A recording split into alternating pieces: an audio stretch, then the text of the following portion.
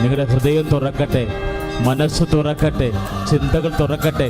എല്ലാ നിയോഗങ്ങളും സമർപ്പിച്ചുകൊണ്ട് കരങ്ങൾ ഉയർത്തി കരഞ്ഞുകൊണ്ട് യേശുവേ എന്ന് വിളിക്കട്ടെ, ശക്തമായിട്ട് സ്തുതിക്കട്ടെ. എന്റെ ദൈവമായ കർത്താവേ, അനുഗ്രഹങ്ങൾ ചൊരിയുന്നവനെ, അടയാളങ്ങൾ പ്രവർത്തിക്കുന്നവനെ ഞങ്ങളങ്ങേ സ്തുതിച്ച് പ്രാർത്ഥിക്കുന്നു. ഹല്ലേലൂയ. നമുക്ക് പ്രാർത്ഥിക്കാം, കൂടെ പ്രാർത്ഥിക്കുക. പരിശുദ്ധ അമ്മേ, കൃപാസനം കൃപാസനം പ്രസാദപരമാതാവേ, അങ്ങേ സന്നിധിയിൽ ഞാൻ ചെയ്ത ഉടമ്പടി പാലിക്കാൻ എനിക്ക് ശക്തി തരണമേ.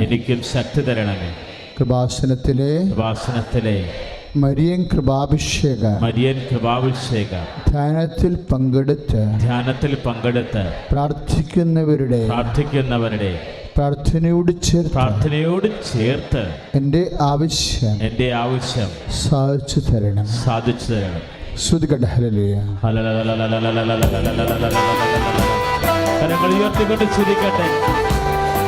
പരിശുദ്ധ അമ്മേ, കൃപാസനം പ്രസാദപരമാതാവേ, അങ്ങേ സന്നിധിയിൽ ഞങ്ങൾ ചെയ്ത ഉടമ്പടി പാലിക്കാൻ എൻ്റെ കുടുംബത്തിന് ശക്തി തരണമേ.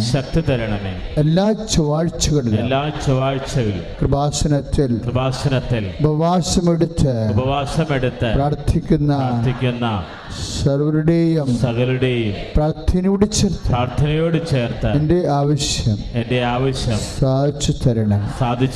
ശ്രുതിയുടെ ഹല്ലേലൂയ.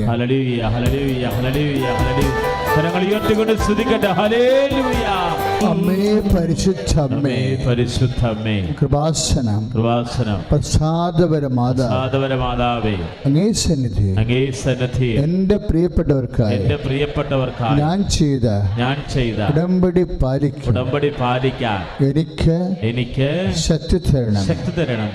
ആദ്യ ചൊവ്വാഴ്ചകളില് 1 ഉം 3 വ്യാഴാഴ്ചകളില് 1 ഉം 3 ശനിയാഴ്ചകളില് കൃപാസനത്തിൽ നടക്കുന്ന ഉടമ്പടി ധ്യാനത്തോട് ചേർന്ന് പ്രാർത്ഥിക്കുന്ന സർവരുടെയും പ്രാർത്ഥനയോട് ചേർത്ത് എന്റെ ആവശ്യം സാധിച്ചു തരണം.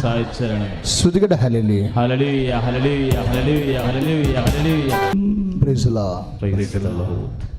പരിശുദ്ധ പരമദിവ്യകാരുണ്യത്തിന് നേരവും ആരാധനയും സ്തുതിയും പോഴ്ചയും ഉണ്ടായിരിക്കട്ടെ. പരിശുദ്ധ പരമദിവ്യകാരുണ്യത്തിന് നേരവും ആരാധനയും സ്തുതിയും പോഴ്ചയും ഉണ്ടായിരിക്കട്ടെ. പരിശുദ്ധ പരമദിവ്യകാരുണ്യത്തിന് നേരവും ആരാധനയും സ്തുതിയും പോഴ്ചയും ഉണ്ടായിരിക്കട്ടെ. പ്രിയമുള്ളവരെ, വളരെ പ്രധാനപ്പെട്ട നമ്മുടെ ജീവിതത്തെ വല്ലാതെ സ്വാധീനിക്കുന്ന സ്വർഗീയ നിമിഷങ്ങളിലൂടെയാണ് നമ്മൾ കടന്നു പോകാൻ പോകുന്നത്. ഈ ആരാധനയാണ് നമ്മുടെ ആധ്യാത്മിക ആസ്തി. നമ്മൾ വെച്ചിരിക്കുന്ന അനേകം നിയോഗങ്ങൾക്ക് വേണ്ടിയുള്ള എല്ലാ പരിശുദ്ധ അമ്മയുടെ മാധ്യസ്ഥം ഈശോയോട് സമർപ്പിക്കുന്ന വലിയ സമയമാണ് ആരാധനയുടെ. അതുകൊണ്ട് ഏകാഗ്രതയോടെ ഇരിക്കണം. നമ്മൾക്ക് വേണ്ടി മാത്രമല്ല, നമ്മൾക്കറിയാമല്ല, ഇപ്പം ചില ആൾക്കാർ മുടന്തിയാണ് വരണത് അല്ലേ, അവർക്ക് സ്വാധീനക്കുറവാണ്. അപ്പോൾ സ്വാധീനക്കുറവുള്ളവരെ കാണുമ്പോൾ നമ്മൾ എന്നാ ചെയ്യും? അവർക്കൊരു കൈസഹായം കൊടുക്കും അല്ലേ, സഹായിക്കണം. ഇത് ഫിസിക്കൽ ഹാൻഡിക്യാപ്സ് മാത്രമല്ല, ചിലപ്പോൾ ആധ്യാത്മികമായും ചില ആൾക്കാർക്ക് സ്വാധീനക്കുറവുണ്ടാവും അല്ലേ. അവരുടെ ജീവിത സാഹചര്യമാണ്, നമുക്കവരെ കുറ്റം വിധിക്കാൻ പറ്റത്തില്ല. അവരുടെ ജീവിത സാഹചര്യം കൊണ്ട് ചിലപ്പോൾ നിങ്ങളെപ്പോലെ അത്രയും ഭക്തി ചിലപ്പോൾ അവർക്ക് ഉണ്ടാകത്തില്ല ഇല്ലേ. ചിലപ്പോൾ അത്രയും വിശ്വാസം ചിലപ്പോൾ അത്രയും ഉണ്ടാകത്തില്ല. അവർ തിരിച്ച് ഈ സാക്ഷ്യങ്ങളെല്ലാം കേട്ട് വരുമ്പോൾ പതുക്കെ അവർക്ക് വിശ്വാസം കൂടി വരണം അല്ലേ. അവരെ നമ്മൾ സപ്പോർട്ട് ചെയ്യണം. അവർ മുടന്തന്മാരായിരിക്കും, സപ്പോർട്ട് ചെയ്യണം. അവർക്ക് പ്രാർത്ഥിക്കാൻ. അപ്പോൾ അവർക്ക് ഉള്ള കുറവുള്ള പ്രാർത്ഥന ഒന്ന് പ്രാർത്ഥിച്ച്, കർത്താവായ ദൈവമേ, ഞങ്ങളുടെ കൂട്ടത്തിലും ഈ ധ്യാനം ലൈവായി കാണുന്ന അവരുടെ കൂട്ടത്തിലും ആർക്കെങ്കിലും വിശ്വാസത്തിന്റെയോ ദൈവസ്നേഹത്തിന്റെയോ പോരായ്മയുണ്ടെങ്കിൽ ഞങ്ങളുടെ പ്രാർത്ഥനയിലെ പ്രസാദിച്ച് അവരുടെ കണ്ണുനീരും അങ്ങ് ഒപ്പി അങ്ങേ നാഥനും രക്ഷകനുമായി അനുഭവിച്ച് ആശ്വസിക്കാനുള്ള വരദാനം നൽകണമേ. ശ്രുതികട ഹല്ലേലൂയ. ഞങ്ങളും നന്മക്കളല്ലേ. കരങ്ങൾ ഉയർത്തിക്കൊണ്ട് ശ്രുതികട ഹല്ലേലൂയ. കർത്താവായ ദൈവമേ, അവിടുത്തെ സാന്നിധ്യത്തെ ഓർത്ത് നന്ദി പറയുന്നു. ദൈവമേ, അവിടുത്തെ കൃപ ചൊരിയണമേ എന്ന് പ്രാർത്ഥിക്കുന്നു. മനമുയർത്തി സ്വരമുയർത്തി വിശ്വാസത്തോടെ ജീവിത സങ്കടങ്ങൾ നിയോഗങ്ങൾ സമർപ്പിച്ചുകൊണ്ട് പ്രാർത്ഥിക്കട്ടെ. ഇപ്പോൾ ഈ ശുശ്രൂഷയിൽ പങ്കുചേരുന്ന എല്ലാ മക്കളുടെയും നിയോഗങ്ങളിലേക്ക് ദൈവത്തിന്റെ പരിശുദ്ധാത്മാവ് നിറയുന്നു. Hallelujah, hallelujah. Praise the Lord. ഇപ്പോൾ ഈ ശുശ്രൂഷ പല ജില്ലകളിൽ ഇരുന്നു കൊണ്ടും പല സംസ്ഥാനങ്ങളിൽ ഇരുന്നു കൊണ്ടും പല ദേശങ്ങളിലും രാജ്യങ്ങളിലിരുന്നു കൊണ്ട് വളരെ ശ്രദ്ധയോടുകൂടി ആരാധനയിൽ പങ്കെടുക്കുന്നുണ്ട്.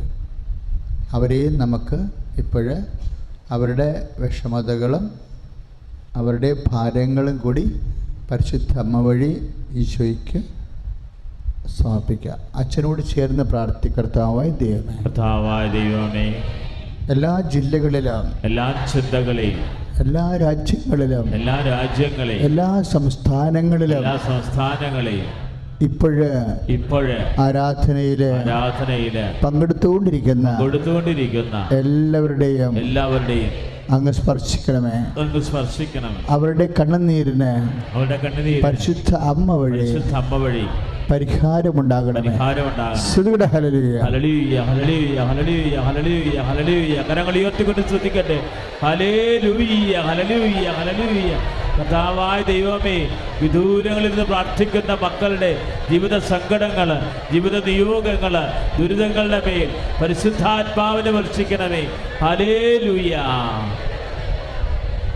ഞങ്ങളും നിന്മക്കളല്ലോ.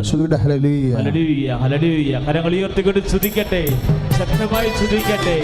കർത്താവേ, ഇപ്പോഴൊരു സന്ദേശം വന്നു. അതായത് നിത്യസയ മാതാവിൻ്റെ നിയോഗത്തിൽ ചില ആൾക്കാർ ചില വിഷയങ്ങൾ പണ്ടിനാലേ വെക്കുന്നുണ്ടായിരുന്നു. ഇപ്പോഴ് ആ അപേക്ഷകൾ ഈശോ ഏറ്റെടുക്കുകയും അമ്മ മാതാവിൻ്റെ മധ്യസ്ഥതയിൽ അതിന് സമാധാനം ആശ്വാസം നൽകുകയാണ്. ഹല്ലേലൂയ. ഞങ്ങൾ നിന്മക്കളല്ല.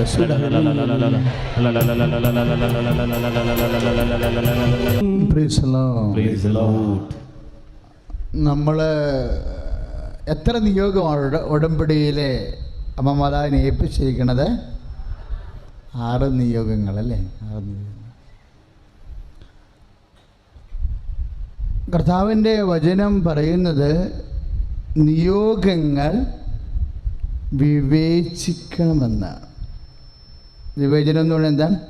അതിൻ്റെ ഗുണദോഷങ്ങൾ, ഡിസേൺമെൻറ്റ്. എൻ്റെ ഇൻറ്റൻഷൻസിനും ഡിസേൺമെൻ്റ് ഉണ്ടാകണം. വിവേചനം, ഗുണദോഷങ്ങളാണ്. എല്ലാം അങ്ങനെ പറയണമെന്നറിയാവോ? ഇപ്പോൾ നമ്മൾ 2 നില വീട് വെക്കാൻ വേണ്ടി തീരുമാനിച്ചു. ചിലപ്പോൾ നിങ്ങൾ ഒരു അപ്പനും അമ്മയും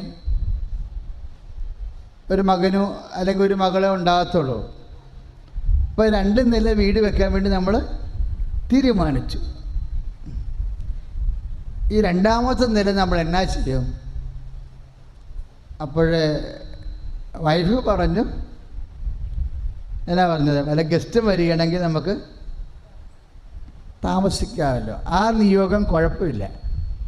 ഹസ്ബൻഡ് പറഞ്ഞ് അളിയൻ വരികയാണെങ്കിൽ മോളിൽ കയറിയിരുന്ന് വെള്ളം അടിക്കാമല്ലോ എന്ന് പറഞ്ഞില്ലേ? അപ്പോൾ എന്നാ ഒരു കുഴപ്പമുണ്ടാണ്. അതാണ് നിയോഗം വരുമ്പോൾ ഒരു കുഴപ്പമാണ്. നിയോഗം ഇൻറ്റൻഷൻ്റെ ഉള്ളിലെ ഇൻറ്റൻഷനാണ് പ്രശ്നം.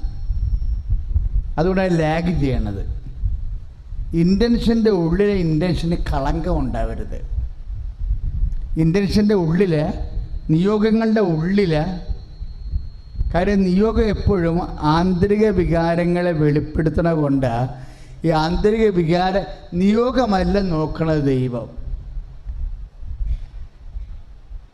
ദൈവം നിയോഗത്തിൻ്റെ ഉള്ളിലെ നിയോഗമാണ് വിവേചിക്കണത്. കാര്യം ആരാണ് വിവേചിക്കണത്?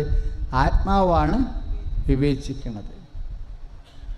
ആത്മാവ് വിവേചിക്കുന്നത് കാരണം, ഇപ്പോൾ ഉദാഹരണത്തിന് ഇപ്പോൾ ഹെബ്രായ ലേഖനം 4-ാം അധ്യായം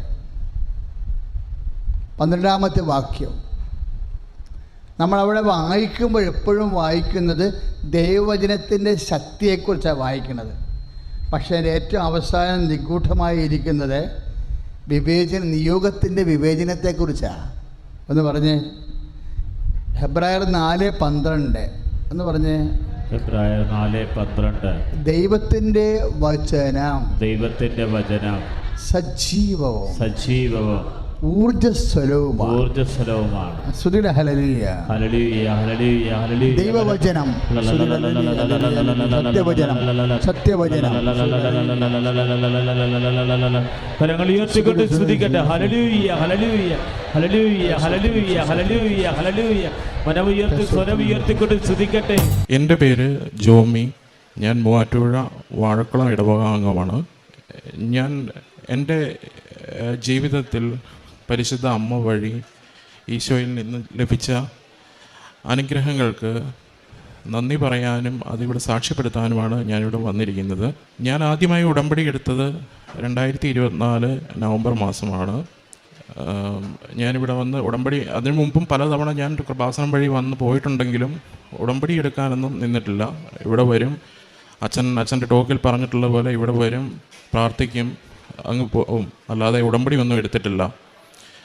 പക്ഷേ 2024 മെയ് മാസം എൻ്റെ വൈഫ് ഇവിടെ വന്ന് ഉടമ്പടി എടുത്തിട്ടുണ്ടായിരുന്നു. വൈഫ് ഉടമ്പടി എടുത്തതിന് ശേഷം അവൾ വീട്ടിൽ വന്ന് പ്രാർത്ഥനയും കാര്യങ്ങളൊക്കെ ആയിട്ട് പോകുമ്പോൾ ഞാനിങ്ങനെ എൻ്റെ അടുത്ത് കൃപാസന അമ്മയെക്കുറിച്ച് പറയുമ്പോഴും ഓരോ സാക്ഷ്യങ്ങൾ പറയുമ്പോഴും ഞാൻ അത്ര ഗവനിച്ചിരുന്നില്ല. പക്ഷേ ആ 2024 ഒരു ഓഗസ്റ്റ് മാസമായപ്പോഴും ഞാൻ ഖത്തറിലാണ് വർക്ക് ചെയ്യുന്നത്. അപ്പം 2024 ഓഗസ്റ്റ് മാസമായപ്പോഴേക്കും ഞാനിങ്ങനെ വൈഫിന് വേണ്ടി ഒരു വിസിറ്റ് വിസയ്ക്ക് അപ്ലൈ ചെയ്തിരുന്നു. ഇതിന് മുമ്പ് പലപ്പോഴും ഞാൻ വിസിറ്റ് വിസയ്ക്ക് അപ്ലൈ ചെയ്തിരുന്നതാണ്. പക്ഷേ അന്നൊന്നും പല സാഹചര്യങ്ങൾ മൂലം അത് മുൻപോട്ട് പോയില്ല. പക്ഷേ ഞാൻ അന്ന് വിസിറ്റ് വിസയ്ക്ക് അപ്ലൈ ചെയ്തു. ആ വിസ അപ്രൂവായി. അതിനുശേഷം വൈഫ് വിസിറ്റിനായി ഖത്തറിലേക്ക് വരികയും അവിടെ വെച്ച് അവളുടെ ഉടമ്പടി പ്രാർത്ഥനയും കാര്യങ്ങളും എല്ലാം തുടർന്ന് കൊണ്ടുപോവുകയും ആ കൂട്ടത്തിൽ ഞാനും പങ്കാരാവുകയും ഉടമ്പടി വസ്തുക്കൾ ഉപയോഗിക്കുകയും എല്ലാം ചെയ്തിരുന്നു. ആ സമയത്ത് ഞാൻ വൈഫിൻ്റെ അടുത്ത് പറഞ്ഞിരുന്നു, എൻ്റെ ഒരു വലിയ സ്വപ്നമായിരുന്നു യൂറോപ്പിലോ ഓസ്ട്രേലിയയിലോ എവിടെയെങ്കിലും പോവുക എന്നുള്ളത്. അപ്പം ഞാൻ പറഞ്ഞിരുന്നു, എൻ്റെ അമ്മ മാതാവ് അത് സാധിച്ചു തരുവാണെങ്കിൽ ഉറപ്പായും ഞാനിവിടെ വന്ന് ഉടമ്പടി എടുക്കാമെന്ന് പറഞ്ഞിരുന്നു. അത് പറഞ്ഞതുകൊണ്ടാകാം, അമ്മയെ വെല്ലുവിളിച്ച പോലെ പറഞ്ഞതുകൊണ്ടാകാം ഞാൻ വൈഫ് നാട്ടിലേക്ക് തിരിച്ചു പോന്നു. ഒരു മാസം വിസിറ്റ് കഴിഞ്ഞ് തിരിച്ചു പോന്നു.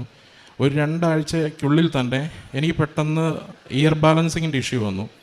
എനിക്കവിടെ നിൽക്കാൻ, അതായത് അവിടെ പല ഡോക്ടേഴ്സിനെ കാണിച്ചെങ്കിലും ട്രീറ്റ്മെൻ്റ് ഒന്നും കറക്റ്റായിട്ട് കിട്ടുന്നില്ല, അത് മാറുന്നില്ല. അങ്ങനെ ഒരാഴ്ചയോളം ഞാൻ ലീവിലായിരുന്നു, ഓഫീസിലൊന്നും പോകാൻ പറ്റുന്നില്ല. അപ്പോൾ അങ്ങനെ ആ ഒരു സാഹചര്യത്തിൽ ഞാൻ നമ്മുടെ ഓഫീസിൽ പറഞ്ഞ് ഞാൻ നാട്ടിലേക്ക് പോന്നു. നാട്ടിൽ ട്രീറ്റ്മെൻറ്റിനായിട്ട് വന്നു. ഇവിടെ വന്ന് ഡോക്ടറിനെ കാണിച്ച് മരുന്നെല്ലാം ട്രീറ്റ്മെൻറ്റ് സ്റ്റാർട്ട് ചെയ്തു. ഒരു 4-5 ഡേയ്സ് കഴിഞ്ഞതിന് ശേഷം ഏകദേശം ബെറ്ററായി തോന്നുന്ന സമയത്ത്, ആ സമയത്ത് വൈഫിൻ്റെ ഉടമ്പടി റിന്യൂ ചെയ്യേണ്ട ടൈമായിരുന്നു. അപ്പോൾ അങ്ങനെ വൈഫിൻ്റെ കൂട്ടത്തിൽ റിന്യൂവലിന് വേണ്ടിയിട്ട് ഞാനിവിടെ വന്നു. ഇവിടെ വന്നപ്പോൾ എന്തോ എനിക്കറിയില്ല, അമ്മ മാതാവിൻ്റെ ഇതുകൊണ്ടായിരിക്കാം ഞാൻ ഇവിടെ ഉടമ്പടി എടുക്കാൻ തീരുമാനിച്ചു. അന്ന് തന്നെ ഞാനൊരു പുതിയ ഉടമ്പടി എടുത്ത് തിരിച്ച് വീട്ടിലെത്തി നോർമലായി തന്നെ ഉടമ്പടി പ്രാർത്ഥനയും കാര്യങ്ങളൊക്കെ ആയിട്ട് അങ്ങ് പൊയ്ക്കൊണ്ടിരുന്നു. പക്ഷേ ഇവിടെ നിന്ന് എൻ്റെ 2 ആഴ്ചയ്ക്ക് ശേഷം ഞാൻ ഖത്തറിൽ തിരിച്ചു പോയി. അവിടെ ചെന്നതിന് ശേഷം എൻ്റെ ജീവിതത്തിൽ ഞാൻ ഒരുപാട് സ്ട്രഗിൾസ് ഫേസ് ചെയ്യേണ്ടി വന്നു. എന്ന് വെച്ച് കഴിഞ്ഞാൽ ഞാൻ എന്തിനും, അതായത് എനിക്ക് ഇയർ ബാലൻസിങ്ങിൻ്റെ ഇഷ്യൂ വന്നതിനൊപ്പം തന്നെ എനിക്ക് ഭയങ്കരമായിട്ട് ഹെഡേക്ക്, എനിക്ക് ചെറിയ പ്രഷർ പോലും എനിക്ക് താങ്ങാൻ പറ്റുന്നൊരു സ്റ്റേജിലായിരുന്നില്ല. അപ്പം ഈവനിങ് ആകുമ്പോഴത്തേനും എനിക്ക് ഭയങ്കരമായിട്ട് ഹെഡേക്കും ബുദ്ധിമുട്ടും ആകും. എന്നും ജോലിക്ക് പ്രഷറായിരുന്നു. അങ്ങനെ എനിക്ക് എന്നും ഞാൻ വീട്ടിൽ വിളിച്ച് പരാതി പറയുന്ന ഒരു സ്ഥിരം പതിവായിരുന്നു. അങ്ങനെ ഇരിക്കുമ്പോൾ ഞാൻ പറയുമ്പോൾ കൂട്ടത്തിൽ തന്നെ ഞാൻ പറയാറുണ്ടായിരുന്നു, ഞാൻ ഉടമ്പടി എടുത്തുകൊണ്ടാണ് എനിക്കിങ്ങനെ വന്നത്, അതിനു മുമ്പ് എനിക്ക് ഇത്രയും പ്രശ്നമില്ലായിരുന്നു എന്ന് ഞാൻ പലപ്പോഴും അമ്മ മാതാവിനെയും ഈശോയൊക്കെ ഒരുപാട് പറഞ്ഞിട്ടുണ്ട്. പക്ഷേ എന്നോ ഒരു ദിവസം എനിക്ക് വേറെ മാർഗമില്ല, എനിക്ക് മുന്നോട്ട് പോകാൻ വേറെ മാർഗമില്ല എന്ന് തോന്നിയ അന്ന് അമ്മ മാതാവിൻ്റെ മുമ്പിൽ ഞാൻ മുട്ടുകുത്തിയ അന്ന് മുതൽ എൻ്റെ ജീവിതത്തിലെ മാറ്റങ്ങൾ ആരംഭിച്ചു. എൻ്റെ ജീവിതത്തിൽ എന്നു മുതൽ അമ്മ മാതാവ് ഇടപെടാൻ തുടങ്ങിയോ അന്ന് മുതൽ ഓരോ കാര്യത്തിലും ചെറിയ ചെറിയ കാര്യങ്ങളിൽ പോലും എന്ന് വെച്ച് കഴിഞ്ഞാൽ ഞാൻ പ്രാർത്ഥിക്കാൻ ഒരു കൊന്ത പോലും ചെല്ലില്ലാത്ത ആളായിരുന്നു ഡെയിലി. അങ്ങനെ ഞാൻ ആ സ്ഥാനത്ത് ഡെയിലി കൊന്ത ചെല്ലുവാൻ തുടങ്ങി, ഇടവേളകളിലെല്ലാം പ്രാർത്ഥിക്കുവാൻ തുടങ്ങി, ബൈബിൾ വായിക്കുവാൻ തുടങ്ങി. അങ്ങനെ ഉടമ്പടിയുടേതായ ചുറ്റുവട്ടങ്ങളെല്ലാം അതുപോലെ കൊണ്ടുപോകാൻ തുടങ്ങി. അങ്ങനെ ആയപ്പോൾ തന്നെ ഞാൻ എൻ്റെ ഉടമ്പടി നിയോഗത്തിൽ എഴുതിയിരുന്ന ഒരു കാര്യമായിരുന്നു, എനിക്കൊരു ഷോപ്പുണ്ടായിരുന്നു ഖത്തറിൽ. അത് സെയിൽ ചെയ്യാൻ വേണ്ടിയിട്ട് ഞാനൊരു 4 മാസമായിട്ട് അഡ്വർടൈസ്മെൻ്റ് ഇട്ടു. ആ ഖത്തറിലുള്ള സകല ആൾക്കാരും വന്ന് ഷോപ്പ് കണ്ടിട്ടുണ്ട്. പക്ഷേ എനിക്കത് സെയിൽ ചെയ്യാൻ പറ്റുന്നില്ല. കാരണം അവർ കാണുന്നവരൊക്കെ ഒന്നും പറയുന്നില്ല, അങ്ങ് പോകുന്നു. ചിലർ പറയുന്ന വില നമ്മൾ ഊഹിച്ചതിനേക്കാൾ ഒത്തിരി താഴെയായി പോകുന്നു. അങ്ങനെ എനിക്ക് അത് സെയിൽ ചെയ്യാൻ പറ്റാത്തൊരു സ്റ്റേജിലായിരുന്നു. അങ്ങനെ ഇരിക്കെ ഞാൻ ഇവിടുന്ന് കൊണ്ടുപോയ ഉടമ്പടി ഉപ്പ്, അത് ഞാൻ കൊണ്ടുപോയിട്ട് ഷോപ്പിൽ അവിടെ എല്ലാ വെള്ളിയാഴ്ചകളിലുമാണ് കുർബാനയ്ക്ക് ശേഷം ഞാൻ നേരെ ഷോപ്പിൽ വരും. ഞാൻ ആ ഉപ്പ് വിശ്വാസ പ്രമാണം ചൊല്ലി ഞാൻ ഷോപ്പിൻ്റെ 4 മൂലകളിലും ഇടും. അതിനുശേഷം അങ്ങനെ ഒരാഴ്ച പോയി, 2ാമത്തെ വെള്ളിയാഴ്ച വന്നു. 3ാമത് ഡിസംബർ 25 ക്രിസ്മസിൻ്റെ അന്ന് പള്ളിയിൽ പോയിട്ട് ഞാൻ തിരിച്ചു വരുമ്പോൾ ഞാൻ വന്ന് ഷോപ്പിൽ വന്ന് ഇതുപോലെ 3ാമത്തെ പ്രാവശ്യം ഉപ്പിട്ട് പ്രാർത്ഥിച്ച് വിശ്വാസ പ്രമാണം ചൊല്ലി ഞാൻ പോയി.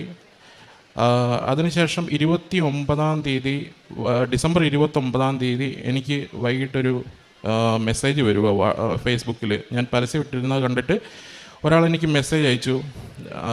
അതായത് എനിക്ക് നിങ്ങൾ ഷോപ്പ് വിറ്റ് പോയോ എന്ന് ചോദിച്ചാൽ ഞാൻ പറഞ്ഞില്ല.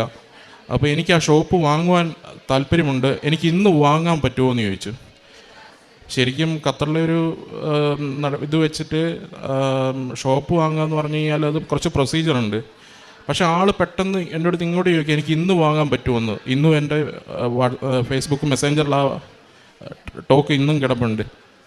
അപ്പോൾ ഞാൻ പറഞ്ഞു, നിങ്ങൾ വന്ന് നോക്കിയതിന് ശേഷം നമുക്ക് സംസാരിക്കാമെന്ന് പറഞ്ഞു. ആൾ അന്ന് വൈകിട്ട് എൻ്റെ വീട്ടിൽ ഞാൻ താമസിക്കുന്നിടത്ത് വരികയും എൻ്റെ അടുത്ത് വന്ന് സംസാരിച്ചു, ഷോപ്പ് വന്ന് കണ്ടു. പിറ്റേ ദിവസം രാവിലെ 10 മണിയായപ്പോൾ എൻ്റെ അക്കൗണ്ടിൽ ഞാൻ ചോദിച്ച പൈസ ക്രെഡിറ്റായി. അപ്പോൾ തന്നെ 30-ാം തീയതി ആണിത് നടക്കുന്നത്. 31-ാം തീയതി മുതൽ ഞാൻ ഷോപ്പ് പുള്ളിക്ക് ഹാൻഡ് ഓവർ ചെയ്യുകയും ചെയ്തു. അത് എൻ്റെ നിയോഗത്തിൽ വെച്ചിരുന്ന 1ാമത്തെ ഒരു കാര്യമായിരുന്നു. പിന്നീട് ബാക്കിയുള്ള ആത്മീയമായിട്ടാണെങ്കിലും എനിക്ക് ഒരുപാട് അനുഗ്രഹങ്ങൾ, പ്രത്യേകിച്ച് ഈശോയും മാതാവും ഒക്കെ ഒരുപാട് പ്രത്യക്ഷപ്പെട്ടിട്ടുണ്ട്. സ്വപ്നത്തിൽ ദർശനങ്ങളുണ്ടായിട്ടുണ്ട്, ദർശനങ്ങളിലൂടെ സംസാരിച്ചിട്ടുണ്ട്. ഞാൻ എൻ്റെ മുറിയിൽ എന്നും കൊന്തയെല്ലാം കയറുമ്പം എനിക്കൊരു ഫീൽ, ഞാൻ തനിച്ചായിരുന്നു താമസിച്ചിരുന്നത്, എനിക്കൊരു ഫീൽ ചെയ്യുന്നുണ്ടായിരുന്നു. എൻ്റെ അടുത്ത് ആരോ നിൽക്കുന്നതായിട്ട് ഫീൽ ചെയ്യുന്നു. ബൈബിൾ വായിക്കുമ്പോൾ ഞാൻ എന്ത് ആവശ്യം ചോദിച്ച് ബൈബിൾ വായിക്കുന്നോ അതിന് ഈശോ മറുപടി തരുന്നതായിട്ട് എനിക്ക് ബൈബിളിലൂടെ എനിക്ക് പലപ്പോഴും തോന്നിയിട്ടുണ്ട്. പല വ്യക്തികളെയും ഈശോ എന്നെ സ്വപ്നത്തിൽ കാണിച്ചു തരുന്നുണ്ട്. അന്ന് വരെ ഞാൻ സ്വപ്നത്തിൽ കാണാത്ത ആൾക്കാരെ പലരെയും കാണിച്ചു തന്നിട്ട് ഈശോ സ്വപ്നത്തിലൂടെ എൻ്റെ അടുത്ത് എസെക്കിയേൽ പ്രവാചകൻ്റെ പുസ്തകത്തിൽ 32, 31, 34 വചനങ്ങൾ തന്ന് എൻ്റെ അടുത്ത് അവരുടെ അടുത്തെല്ലാം സംസാരിക്കാൻ പറഞ്ഞിട്ടുണ്ട്. അതുപോലെ ഞാൻ അവരെ വിളിച്ച് സംസാരിക്കുകയും എല്ലാം ചെയ്തിട്ടുണ്ട്. ഇതിനേക്കാളൊക്കെ ഉപരി എന്നെ അത്ഭുതപ്പെടുത്തിയ ഒരു കാര്യമാണ്, എൻ്റെ റൂമിൽ വീക്കെൻഡിൽ, അത് എൻ്റെ നാട്ടിൽ തന്നെ തൊടുപുഴയുള്ളൊരു ഫ്രണ്ടാണ്, അവന് വീക്കെൻഡ് ആകുമ്പോൾ എല്ലാ വീക്കെൻഡിൽ റൂമിൽ വരും. അപ്പം ഞങ്ങൾ ഒന്നിച്ച് ഫുഡ് ഉണ്ടാക്കും. അന്ന് ഞങ്ങൾ മദ്യപിക്കുകയൊക്കെ ചെയ്യുമായിരുന്നു. അപ്പോൾ ആ മദ്യപാനം, ഞാൻ ഉടമ്പടി എടുത്തോടുകൂടി മദ്യപാനം നിർത്തി. അത് കംപ്ലീറ്റ് നിന്നുപോയി. എൻ്റെ സുഹൃത്ത് അതിനുശേഷം എൻ്റെ റൂമിൽ വരും. പുള്ളി തന്നെ വന്ന് മദ്യം കഴിക്കാറുണ്ടായിരുന്നു. പക്ഷേ എന്തെന്നറിയില്ല, പക്ഷെ ഞാൻ ഇരിക്കുന്ന സമയം, വെള്ളിയാഴ്ച ദിവസം ഇരിക്കുന്ന സമയത്തെല്ലാം ഞാൻ TV സാക്ഷ്യങ്ങൾ വെക്കാറുണ്ടായിരുന്നു. ആൾ ഇത് കാണാറുണ്ടായിരുന്നു. എപ്പോഴോ പുള്ളി ഓട്ടോമാറ്റിക്കായിട്ട് മാറുന്നതായിട്ട് ഞാൻ കണ്ടു. പുള്ളി സാക്ഷ്യങ്ങൾ കാണാൻ തുടങ്ങി, എൻ്റെ അടുത്ത് സാക്ഷ്യങ്ങൾ അയച്ചു കൊടുക്കാൻ പറയാൻ തുടങ്ങി, എൻ്റെ അടുത്ത് പ്രത്യക്ഷീകരണ പ്രാർത്ഥന അയച്ചു കൊടുക്കാൻ പറഞ്ഞു തുടങ്ങി. ഇതെല്ലാം ഞാൻ ഷെയർ ചെയ്യാൻ തുടങ്ങി. അങ്ങനെ ഒരു ദിവസം ഞാൻ നോക്കിയപ്പോൾ പുള്ളി എൻ്റെ അടുത്ത് പറഞ്ഞു, ഞാൻ മദ്യപാനം നിർത്തി. അതിനുശേഷം ഇന്ന് വരെ ആൾ കഴിച്ചിട്ടില്ല. ആ മദ്യപാനം നിർത്തി. ആൾ എൻ്റെ കൂട്ടത്തിൽ, ഒരു ദിവസം ഞാൻ പുള്ളീനെ എൻ്റെ കൂട്ടത്തിൽ പള്ളിയിൽ വിളിച്ചു. അപ്പം ആൾ വെള്ളിയാഴ്ച ദിവസം എൻ്റെ കൂട്ടത്തിൽ വന്നു. അപ്പോൾ എൻ്റെ അടുത്ത് പറഞ്ഞു, പുള്ളിക്ക് അറിയത്തില്ലാത്തത് കൊണ്ട് തന്നെ, പുള്ളിയൊരു അക്രൈസ്തനായ ആളായിരുന്നു. അപ്പം കുർബാന അറിയത്തില്ലാത്തത് കൊണ്ട് തന്നെ പ്രസംഗത്തിന് സമയമായപ്പോൾ പുള്ളി എൻ്റെ അടുത്ത് പറഞ്ഞു, ഞാൻ പൊയ്ക്കോട്ടെ എന്ന് ചോദിച്ചു. പുള്ളി പോയി. അന്ന് ഞാൻ വിശുദ്ധ കുർബാന സ്വീകരിക്കുമ്പോൾ, ഞാൻ വിശുദ്ധ കുർബാന സ്വീകരിച്ച് വന്ന് മുട്ടുകുത്തി കഴിഞ്ഞപ്പോൾ എന്തോ ജീവനുള്ള വസ്തു എൻ്റെ നാക്കിലിരുന്ന് അനങ്ങുന്നതായിട്ട് എനിക്ക് നല്ലപോലെ ഫീൽ ചെയ്തു. അപ്പോൾ ഞാനത് പ്രാർത്ഥിച്ച് എന്നെ അങ്ങ് വല്ലാതെ വേർക്കാൻ തുടങ്ങി.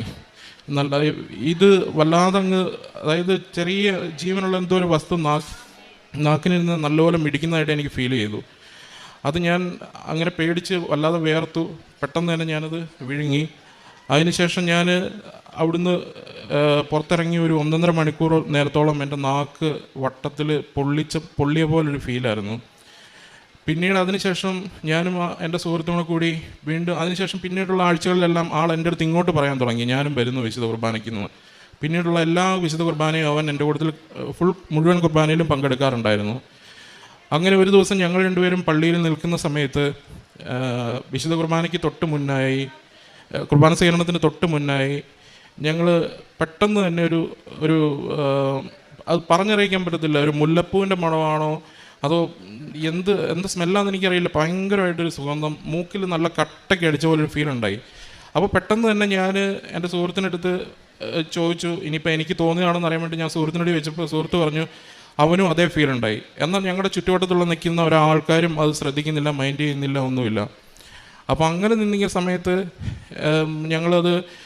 ഞാൻ വിചാരിച്ചു നോർമലായിരിക്കും. പക്ഷേ ഞാൻ എത്രയോ നാളായി ആ പള്ളിയിൽ പോകുന്ന, ഇന്ന് വരെ അങ്ങനെ ഒരു സുഗന്ധം അവിടുന്ന് എനിക്ക് അനുഭവപ്പെട്ടിട്ടില്ല. ഞാനത് അതിനുശേഷം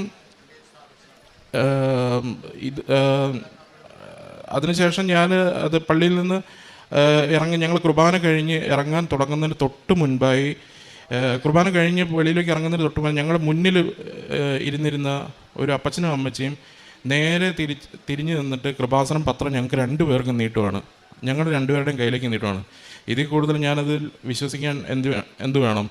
കാരണം ഞാൻ ആദ്യം അത് തോന്നിയതായി ഇരിക്കും എന്ന് വിചാരിച്ച് സുഗന്ധാഭിഷേകം മൈൻഡ് ചെയ്യാതിരുന്നതാണ്. അത് ഞങ്ങളുടെ കയ്യിലേക്ക് കൃപാസനം പത്രം തന്നപ്പം ഇന്ന് വരെ എനിക്ക് ആ പള്ളിയിൽ നിന്ന് കൃപാസനം പത്രം കിട്ടിയിട്ടില്ല. അങ്ങനെ ഒരുപാട് അനുഭവങ്ങൾ. ആ സുഹൃത്ത് ഇന്നിവിടെ ഉണ്ട്. അവൻ നാട്ടിൽ ലീവിന് വന്ന് ഇന്ന് വന്ന് പുതിയ ഉടമ്പടി എടുത്തിട്ടുണ്ട്. അങ്ങനെ എൻ്റെ ജീവിതത്തിൽ ഒരുപാട് ആത്മീയമായിട്ട് അനുഗ്രഹങ്ങൾ പറയുകയാണെന്നുണ്ടെങ്കിൽ എൻ്റെ പല ആൾക്കാരെയും, എൻ്റെ പപ്പയാണെങ്കിൽ പോലും പപ്പ ലിവർ സിറോസിസ് ഉള്ള ആളാണ്. അപ്പം ഇങ്ങനെ ഒരു വിശ്വാസക്കുറവുണ്ടായിരുന്നു. അപ്പം ഞാൻ പപ്പയ്ക്ക് വേണ്ടിയിട്ട് എന്നും പ്രാർത്ഥിക്കുമായിരുന്നു, ഒരു രഹസ്യം ചൊല്ലിയെന്നും പ്രാർത്ഥിക്കുമായിരുന്നു. പ്രാർത്ഥിക്കുന്ന സമയത്ത് ഒരു ദിവസം പപ്പ വൈകിട്ട് ഇങ്ങനെ ബ്ലഡ് വൊമിറ്റ് ചെയ്തെന്ന് വൈഫ് പറഞ്ഞു. അപ്പം ഞാൻ വൈഫിനടുത്ത് പറഞ്ഞു ഹോസ്പിറ്റലിൽ പോകാൻ പറഞ്ഞു. പക്ഷേ പോയില്ല. പപ്പ പറഞ്ഞു അത് കുഴപ്പമില്ല, അത് ഫുഡ് കഴിച്ചതിൻ്റെ ആയിരിക്കും എന്ന് പറഞ്ഞ് പോയില്ല. അന്ന് രാത്രി അതിൻ്റെ തലേ ദിവസം ഉച്ചയ്ക്ക് ഞാനിങ്ങനെ ഇരിക്കുമ്പോൾ ലഞ്ച് കഴിഞ്ഞിട്ടിരിക്കുന്ന സമയത്ത് പെട്ടെന്ന് ഞാനൊന്ന് മയങ്ങിപ്പോകുന്ന സമയത്ത് ഞാൻ എൻ്റെ പപ്പേനെ സ്വപ്നം കണ്ടു. കണ്ടെന്നിട്ട് പപ്പ വന്നിരുന്ന് എൻ്റെ മുന്നിൽ വന്നിരുന്ന് കരയുന്നതായിട്ടൊക്കെ സ്വപ്നം കണ്ടു. പെട്ടെന്ന് തന്നെ ഞാൻ ഉണർന്നിട്ട് എൻ്റെ മനസ്സിൽ പപ്പേനെ വിളിച്ച്, ഈശോ പറയുന്ന പോലെ തോന്നി, പപ്പേനെ വിളിച്ചിട്ട് ഒന്നുകൊണ്ട് വിഷമിക്കണ്ട, പ്രാർത്ഥിക്കുക എന്ന് ആരോ പറയുന്ന പോലെ എനിക്കൊരു ഫീൽ ഉണ്ടായി. ഞാൻ വിളിച്ച് പറഞ്ഞു. പപ്പ അതുപോലെ തന്നെ പപ്പയ്ക്കും എന്തൊക്കെയോ ഒരു മനസ്സിലൊരു ഫീൽ ഉണ്ടെന്ന് എനിക്കും തോന്നി. പിറ്റേ ദിവസം രാത്രിയിൽ ആണ് ഈ ബ്ലഡ് വൊമിറ്റ് ചെയ്യുന്നത്. ആദ്യം വൊമിറ്റ് ചെയ്തു, അത് കഴിഞ്ഞ ശേഷം ഞാൻ ഹോസ്പിറ്റലിൽ പോകാൻ പറഞ്ഞപ്പോൾ പോയില്ല. അങ്ങനെ രണ്ടാമത് ഞാനൊരു ഖത്തറിലെ സമയം ഒരു 11 മണിയായി കാണും. ആ സമയത്ത് ഞാൻ അച്ഛൻ്റെ ഒരു ടോക്ക് കണ്ട് പ്രാർത്ഥിച്ചുകൊണ്ടിരുന്ന സമയത്ത്, ആരാധനയുടെ സമയത്ത് ഞാൻ എൻ്റെ കൺമുന്നിലൂടെ മാതാവിനെ കാണിച്ചു തന്നു. പപ്പ ഞങ്ങളുടെ വീട്ടിലെ കട്ടിൽ കിടക്കുന്നു. മാതാവ് വന്നിട്ട് മാതാവിൻ്റെ കൈ കൊണ്ട് പപ്പയുടെ മുഖം മുതൽ താഴെ വരെ ഇങ്ങനെ തലോടി പോണ ഒരു രംഗം എൻ്റെ കൺമുന്നിൽ കാണിച്ചു തന്നു ആരാധന സമയത്ത്. അത് കഴിഞ്ഞ് ഞാൻ ആരാധന കഴിഞ്ഞ് ഞാൻ അങ്ങ് ഇരുന്ന് കഴിഞ്ഞപ്പോഴത്തേനും അപ്പം തന്നെ വീട്ടിൽ നിന്ന് കോള് വന്ന് പപ്പയും അമ്മയും വൈഫും എല്ലാവരും ഭയങ്കര കരച്ചിൽ, റൂമിനുള്ളിൽ മുഴുവൻ ബ്ലഡ്, ഭയങ്കര സീനായി. അപ്പോൾ ഇതെല്ലാം കൂടെ കണ്ടു കഴിയുമ്പോഴത്തേനും എനിക്കും ആവപ്പാടെ ടെൻഷനായി.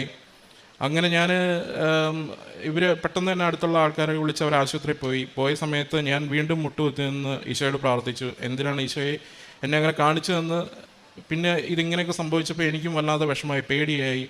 ഞാൻ മുട്ടുകുത്തി നിന്ന് ജപമാല ചെല്ലുന്ന സമയത്ത്, ജപമാല ചെല്ലിയതിന് ശേഷം ഈശോ വീണ്ടും ബൈബിളിലൂടെ എൻ്റെ അടുത്ത് സംസാരിച്ചു. എൻ്റെ പപ്പയ്ക്ക് ഒന്നും വരില്ല, ഒന്നും സംഭവിക്കില്ല എന്നുള്ളത് ഈശോ ബൈബിളിലൂടെ തന്നെ എന്നോട് സംസാരിച്ചു.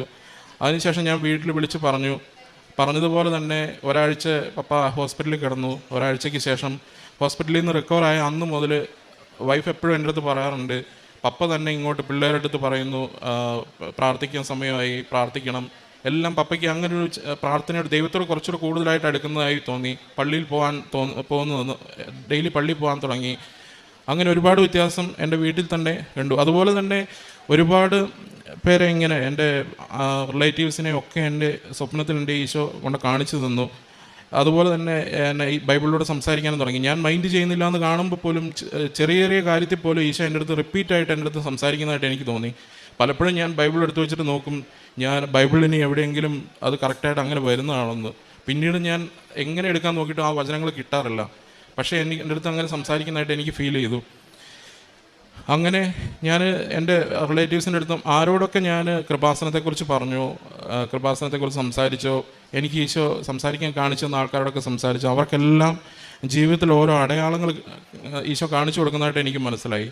അത് പല രീതിയിൽ അസുഖങ്ങളായിട്ടും അല്ല മറ്റ് രീതികളിലൊക്കെ കാണിച്ചു കൊടുക്കുന്നത്. പക്ഷേ അവരൊക്കെ ഓട്ടോമാറ്റിക്കായിട്ട് അമ്മയെക്കുറിച്ച് കേൾക്കാനും അവരെല്ലാം എന്നോട് സംസാരിക്കാനുള്ള സാഹചര്യം ഈശോ എനിക്ക് ഉണ്ടാക്കി തന്നു.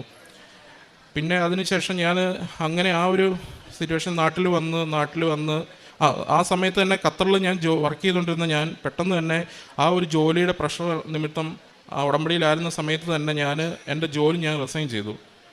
അപ്പം എന്തിന് ഞാൻ അങ്ങനെ ചെയ്തു എന്ന് ചോദിച്ചാൽ എനിക്കിപ്പോഴും അറിയില്ല. പക്ഷേ ഞാൻ ആ ഉടമ്പടിയിലായിരുന്നതുകൊണ്ട് എനിക്കൊരു ധൈര്യമായിരുന്നു.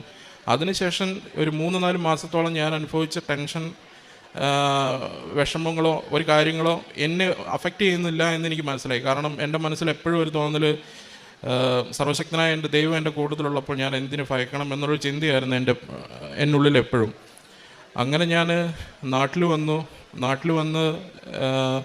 ഇവിടെ വന്ന് ഡെയിലി എൻ്റെ ഉടമ്പടി ആചാരങ്ങളെല്ലാം അതുപോലെ തന്നെ ഞാൻ കൊണ്ടുപോയി വിശുദ്ധ കുർബാനയിൽ എന്നും പങ്കെടുക്കും. വിശുദ്ധ കുർബാനയിൽ പങ്കെടുക്കുക എന്ന് പറഞ്ഞു കഴിഞ്ഞാൽ എനിക്ക് അറിയില്ല, എനിക്കിന്ന് അച്ഛൻ പറയുന്നത് പോലെ ഒരു ആർത്തിയാണ്. എനിക്ക് വിശുദ്ധ കുർബാനയ്ക്ക് പോകണമെന്നുള്ളൊരു ഭയങ്കര നമ്മൾ ഫുഡൊക്കെ നല്ല ഇഷ്ടമുള്ള ഫുഡ് കഴിക്കാൻ ഉള്ള ആർത്തി പോലെ എനിക്ക് വിശുദ്ധ കുർബാനയ്ക്ക് പോകണം. ആ ഒരു കുർബാന എന്ന് കേൾക്കുമ്പോൾ തന്നെ എനിക്ക് ആ കുർബാനയിൽ പങ്കെടുക്കാനും ഈശോയോട് പ്രാർത്ഥിക്കാനും അതൊരു പ്രത്യേക ഒരു അനുഗ്രഹം എനിക്ക് ഈശോ തന്നിട്ടുണ്ട്. അതുപോലെ തന്നെ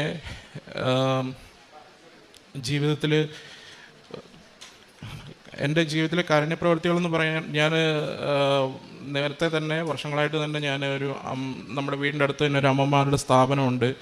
അവിടെ സ്ഥിരമായി ഞാൻ എല്ലാ മാസവും ഒരു വിഹിതം ഞാൻ അവർക്ക് വേണ്ടി സാധനങ്ങൾ മേടിച്ച് വീട്ടിലെത്തിച്ചു കൊണ്ട് കൊടുക്കും. അങ്ങനെ ചെയ്യാറുണ്ട്. പിന്നെ എന്നെക്കൊണ്ട് ചെയ്യാൻ പറ്റുന്ന, എൻ്റെ മുന്നിൽ ആര് വന്ന് സഹായം ചോദിച്ചാലും ഞാൻ അവരെ ആരും തിരിച്ച് മടക്കി വരാറില്ല. പ്രത്യേകിച്ച് ഉടമ്പടി എടുത്തതിന് ശേഷം ഞാൻ എല്ലാ രീതിയിലും കാരുണ്യ പ്രവൃത്തികൾ ചെയ്യാൻ പറ്റുന്ന രീതികളിലൊക്കെ എൻ്റെ ശാരീരികമായിട്ടും സാമ്പത്തികമായിട്ടും ഒക്കെ എന്നെക്കൊണ്ട് ചെയ്യാൻ പറ്റുന്ന രീതിയിൽ ഞാൻ സഹായിക്കാറുണ്ട്.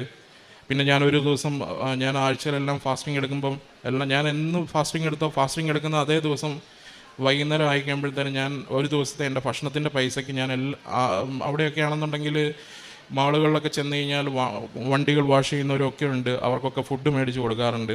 അങ്ങനെ ഞാൻ എന്നെക്കൊണ്ട് ചെയ്യാൻ പറ്റുന്നതൊക്കെ കാരുണ്യ പ്രവൃത്തികളൊക്കെ ചെയ്യാറുണ്ട്. അങ്ങനെ ഞാൻ നാട്ടിൽ വന്നതിന് ശേഷം ഞാൻ അവിടെ ഖത്തറിലായിരുന്നപ്പോൾ തന്നെ എനിക്കൊരു ഇൻ്റർവ്യൂവിന് പറഞ്ഞിരുന്നു, അർമേനിയ എന്ന് പറഞ്ഞ രാജ്യത്തേക്ക് ഒരു ഇൻ്റർവ്യൂവിന് പറഞ്ഞിരുന്നു. പക്ഷേ എന്തുകൊണ്ടാണെന്നറിയില്ല, ആ സമയത്ത് അത് ഹോൾഡായിപ്പോയി. എനിക്ക് അവിടെ വെച്ച് തന്നെ അവർ ഇൻ്റർവ്യൂവും കാര്യങ്ങളും ഒന്നും പറഞ്ഞില്ല. അതും ഞാൻ ഇന്ന് വിശ്വസിക്കുന്നു അത് എൻ്റെ ഈശോയുടെ തീരുമാനമായിരുന്നു എന്നുള്ളത്. കാരണം ഞാൻ 2 മാസമായിട്ട് 2-2.5 മാസമായിട്ട് ഇപ്പം നാട്ടിൽ തന്നെ ഉണ്ട്. ഞാനിവിടെ വന്ന് എൻ്റെ ഉടമ്പടി പുതുക്കി അതിനുശേഷം വീണ്ടും ഈശോ എന്നെ സ്വപ്നത്തിൽ കാണിച്ച് ഈ ആൾക്കാരെല്ലാം എൻ്റെ വീട്ടിൽ വരാനും അല്ലെങ്കിൽ ഞാൻ അവരുടെ ഫംഗ്ഷനുകളിൽ പരിപാടിയിൽ പങ്കെടുക്കുവാനും അവരോടൊക്കെ അമ്മയെപ്പറ്റി സംസാരിക്കുവാനും അങ്ങനെ ഒരുപാട് അനുഗ്രഹങ്ങൾ ഈശോ എനിക്ക് തന്നു.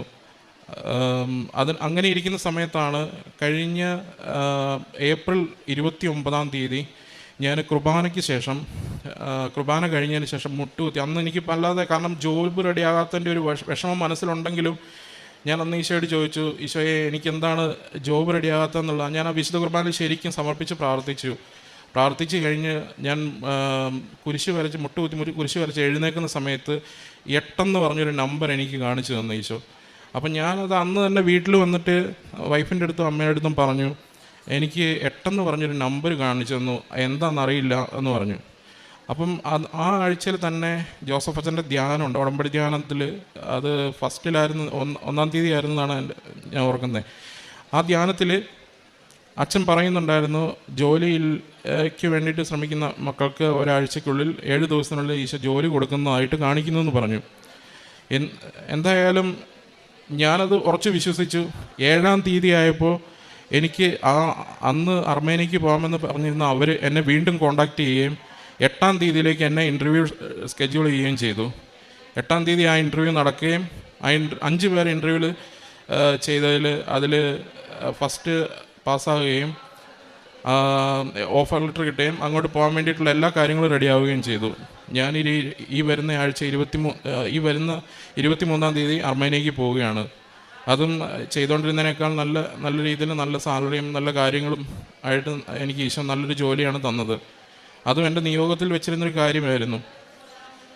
പിന്നെ പ്രേക്ഷിത വേലയെന്ന് പറഞ്ഞു കഴിഞ്ഞാൽ ആദ്യമൊക്കെ ഇവിടെ വന്ന് പത്രം മേടിച്ചുകൊണ്ട് പോയെങ്കിലും പത്രം കൊടുക്കാനൊക്കെ ഒരു ചമ്മലായിരുന്നു. കാരണം ഒരാളുടെ അടുത്ത് ചെന്നിട്ട് പത്രം, കാരണം മിക്കവാറും പേരും പത്രം മേടിക്കില്ല. അങ്ങനെയൊക്കെ വരുമ്പോഴത്തേനും ഒരു വല്ലാത്തൊരു ബുദ്ധിമുട്ടായിരുന്നു, മാനസിക വിഷമമായിരുന്നു. പക്ഷേ ഞാൻ ഉടമ്പടി റിന്യൂ ചെയ്യുന്ന സമയത്ത് അമ്മ എൻ്റെ കൂടുതൽ വന്നു തുടങ്ങിയോ അന്ന് മുതൽ ഞാൻ ഉടമ്പടി റിന്യൂ ചെയ്തതിന് ശേഷം ഞാൻ പത്രം ഇതുപോലെ 3 കെട്ട് പത്രം മേടിച്ചുകൊണ്ട് പോയി. ഞാനത് കൊടുക്കാൻ വേണ്ടിയിട്ട് പല സ്ഥലങ്ങളിലും ചെന്നു.